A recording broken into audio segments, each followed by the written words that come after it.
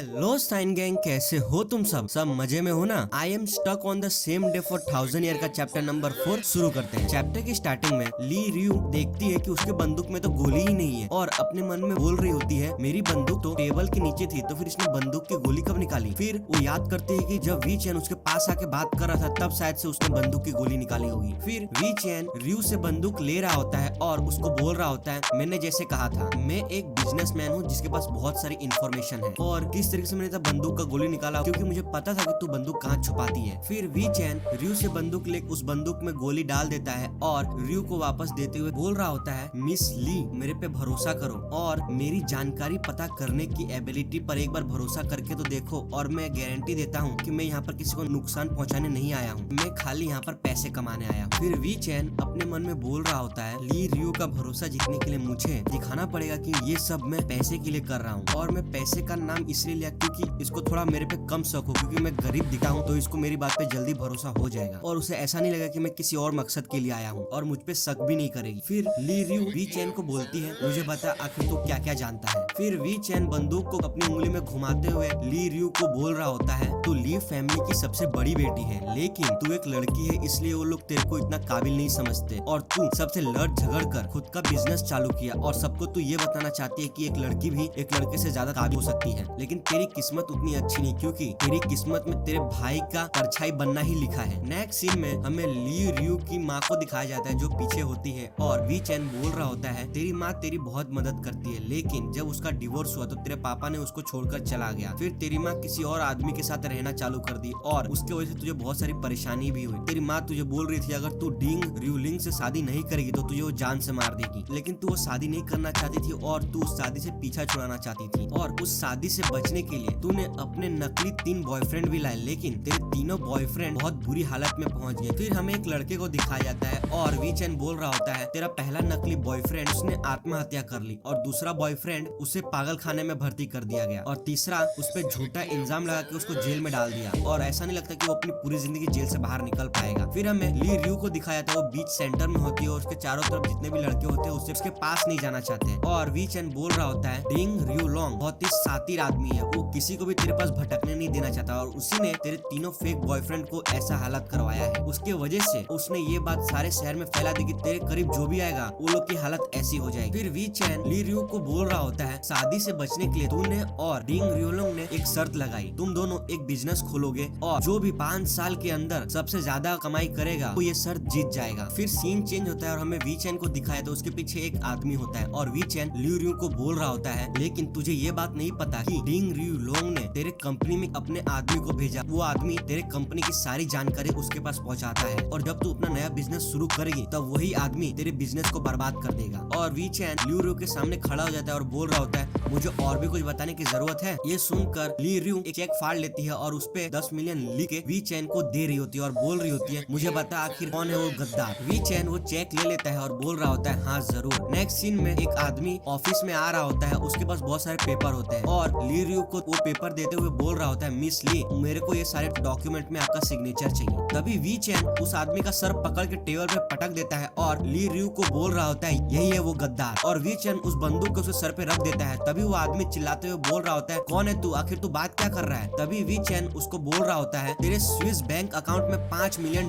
पड़े हुए हैं, आखिर वो पैसे तेरे पास आए कहाँ से। तभी वो आदमी चिल्लाते हुए बोल रहा होता है क्या कह रहा है 5 मिलियन, क्या बकवास किया जा रहा है कब से, मिस ली इस आदमी को जरूर धोखा हुआ है और ये मेरे पे झूठे इल्जाम लगा रहा है। तभी वी चैन उस आदमी के पॉकेट में हाथ डालकर बोल रहा होता है लगता है तो इतनी जल्दी मुंह नहीं खोलने वाला। हाँ तभी वी चैन उस आदमी के मोबाइल डिंग रियू लॉन्ग को फोन लगा रहा होता है और डिंग रियू लॉन्ग बोल रहा होता है आखिर वो किया कि नहीं, मुझे सारी जानकारी चाहिए उसके कंपनी के बारे में और वो जो अभी नया डील करने वाली है। डिंग रियू लॉन्ग की आवाज सुन के ली रियू चिल्लाती है डिंग रियू लॉन्ग तो तू ही है और वी चैन उस आदमी को जमीन पर पटक देता है और बोल रहा होता है तुझे अभी भी इसके साथ बात करनी है। तभी ली रियू उसके सामने खड़ी हो जाती है और उसे बोल रही होती है तूने इतने सालों में बहुत पैसे कमाए अच्छे काम करके और बुरे काम करके भी, लेकिन मैं उन सब पे ज्यादा ध्यान नहीं देती क्योंकि तू मेरे साथ बहुत सालों से काम कर रहा है, लेकिन मैं कभी सपने में नहीं सोच सकती थी कि तू मेरी कंपनी को बस $5 मिलियन में बेच देगा। ये बात सुनकर वो आदमी अपना सर पटाकर ली रियू को बोल रहा होता है मिस ली हाँ मैंने पैसे लिए लेकिन मुझे आपको कुछ बताना है। तभी वी चैन कहता है कि अब तू यही कहने वाला है ना कि ली रियू तेरी माँ नहीं चाहती थी कि तू डिंग रियू लॉन्ग से शादी करे और उनकी तरह तू भी भी अपनी जिंदगी बर्बाद कर ले, लेकिन तेरी माँ को तेरे दादा प्रेशर डाल रहे थे कि तू डिंग रियोलोंग से शादी कर ले, और डिंग रियोलोंग ने ही इस आदमी को कहा है कि ये सब कहने के लिए, क्योंकि तुझे पता है कि तेरी माँ तेरी कमजोरी है। इसके बाद वो जो भी कहने वाला है इसकी बात पे भरोसा मत करना। फिर वी चैन ली रियो को बंदूक देते हुए बोल रहा होता है, तूने डिसाइड कर लिया है ना तू अब क्या करने वाली है इसके साथ। फिर ली रियो उस आदमी को बोलती है, चला जा यहाँ से, अब मैं तेरा चेहरा कभी नहीं देखना चाहती। तभी वो आदमी मिस ली को बोल रहा होता है, मिस ली आपका बहुत शुक्रिया, मैं जा रहा हूँ अब यहाँ से। फिर सीन चेंज होता है और वो आदमी वहाँ से भागते हुए जा रहा होता है, और वी चैन ली रियो को बोल रहा होता है, मुझे लगा था कि तू उसे जान से मारने वाली है। ली रियो वी चैन को बोल रही होती है, मैं उससे मार कर अपना हाथ गंदे नहीं करना चाहती, और वैसे भी आज रात को वो नदी में डूबकर मरने ही वाला है, कल उसकी लाश मिल जाएगी सबको। ली रियो वी चैन को बोल रही होती है, मैं सच बताऊं तो मुझे अभी भी तेरे पे भरोसा नहीं हो रहा, और मुझे ऐसा लग रहा है कि तुझे भी डिंग रियोलोंग ने भेजा है और उस आदमी को फंसा कर तू मेरा भरोसा जीतना चाहता है। मुझे ऐसा लग रहा है कि ये सब डिंग रियोलोंग का ही पूरा प्लान है। ये बात सुनकर वी चैन अपने सर पे हाथ रख लेता है और ली रियो को बोल रहा होता है, क्या तुझे अभी भी मेरे पे भरोसा नहीं हो रहा? मेरे पास एक और तरीका है जिससे कि तुझे मुझ पर भरोसा हो जाए। तभी ली रियो बोलती है, क्या है? तभी वी चैन ली रियो को बोल रहा होता है, बहुत आसान है, तू मुझे अपना नकली बॉयफ्रेंड बना ले। ये चैप्टर यहाँ पर खत्म होता है। अब अगले चैप्टर में पता चलेगा कि ली रियो ने वी चैन पे भरोसा करके उसको अपना बॉयफ्रेंड बनाती है या नहीं।